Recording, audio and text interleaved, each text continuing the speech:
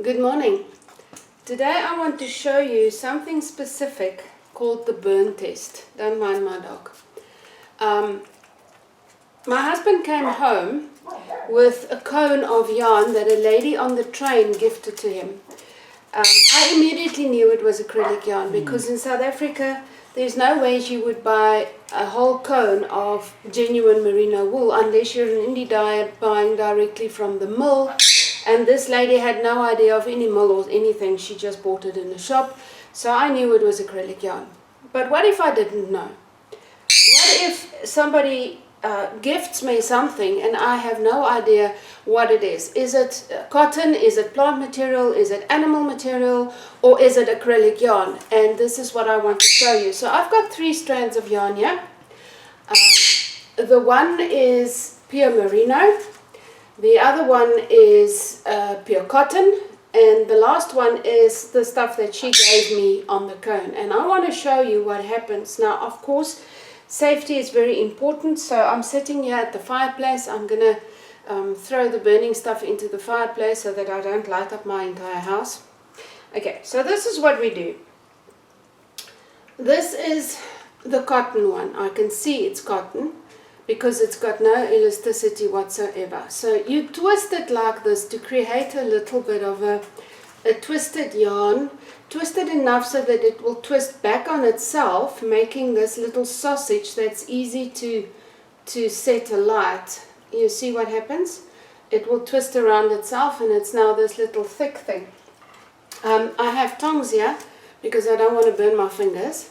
So what I'm going to do is I'm going to bring it closer to the camera so that you can see what it looks like. This is just a little piece of cotton that I've now twisted all the way around. Now, if I set this alight, I want you to note the color of the smoke. Now, unfortunately, I can't make you smell the smoke, but I can tell you what it smells like. Now, cotton is a plant material, and all the plant materials will do this. It will burn. Once it's taken the flame, it will continue to burn. The smoke is white. And if you smell it, it smells like plant material that are burning. Like if you have a veld fire, this is what it will smell like. There you can see some of the smoke coming off, but it is white. Now it stopped there where I pinched it, the flame couldn't go through. So if you are burning cotton, it will make ash, normal ash. It will burn away completely into ash, and it smells like a veld fire. Plant material will do that. There will be nothing left. What is left is ash, fine ash, that smells like veld. Wool, on the other hand, now let me figure out which one of these two. Now, I think this one is the wool one. If it's not, we will see it soon enough. I'm going to do the same with the wool. This is pure merino, and this will work for any protein fiber. Most of the protein fibers will do this. Wool specifically is self-extinguishing, which means that if you remove the source of the flame, the source of the fire, the wool will extinguish itself. It will stop burning. Pardon me. Okay, so here's the wool. I'm going to hold it with my left hand because my right hand is stupid with a lighter. Okay, let's see. I start it, it's burning. I take it away, it stops. Burning, and it stops. Let's light another piece. Burning, and it stops. Wool is self-extinguishing. It will not continue to burn. The smoke is white. And if you smell it, it smells like hair that's burning. Like when you take your blow dryer and you've got it too close to your head, or some hairs get sucked in the end and it burns. That's what you smell. You smell burning hair. It smells exactly the same as human hair that's burning.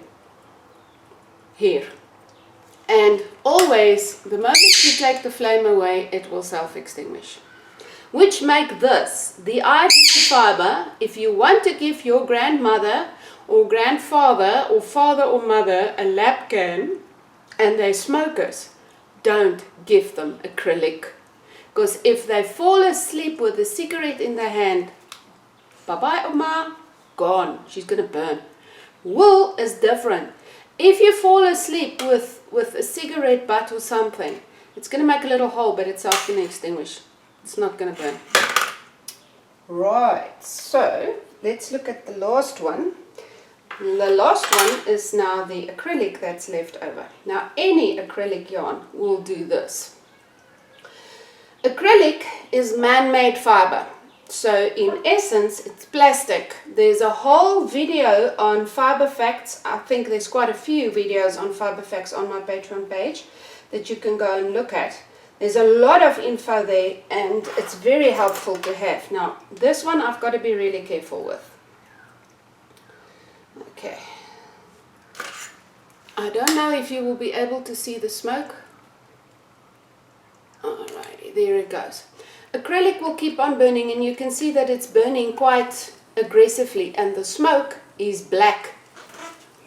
It's a horrible black colored smoke and it smells like chemicals.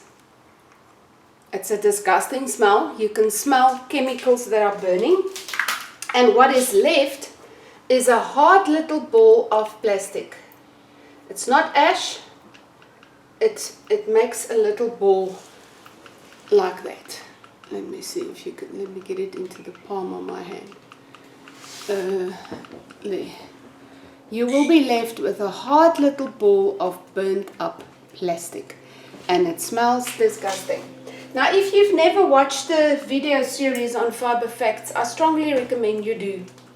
I do not use acrylic yarn for more than one reason. The reason why I stopped using acrylic is because I got allergic to it. If I touch it like this, it's fine. It's just a little bit and I'll put it down. But if I start to work it up like crochet or knitting, eventually I end up with this very itchy rash on my forearms from the contact with the acrylic. And it's basically a sensitivity to the chemicals used in the manufacture thereof. Now, acrylic contains cancer-causing material. There's been cases where they found fish in the sea with cancer growths and they couldn't understand where it came from, and closer inspection turned out that there's acrylic in the oceans, and it happens with our washing. Think for yourself, if you put a load of washing into the dishwasher, you get that ball of lint at the bottom. That is fibers that came out of the clothing during the drying process. The same thing happens when you wash clothes. So the same amount of fiber go with the washing water out and it ends up in our natural resources and it causes cancer. Now, if the acrylic fibers that are so minuscule in our wash water end up in the oceans and it's causing fish to get cancer, why on earth would you want to use acrylic on your grandchild? Babies put everything in their mouths. They chew on it. I will not ever use acrylic for any of my children or my grandchildren. I love them too much. Besides, your skin is your biggest organ. It absorbs whatever you put on it. It will go into your skin. So if you wear acrylic close to your skin, there will be an absorption of the chemicals within the yarn. I don't want that. Not for myself, not for my kids, and definitely not for my grandkids.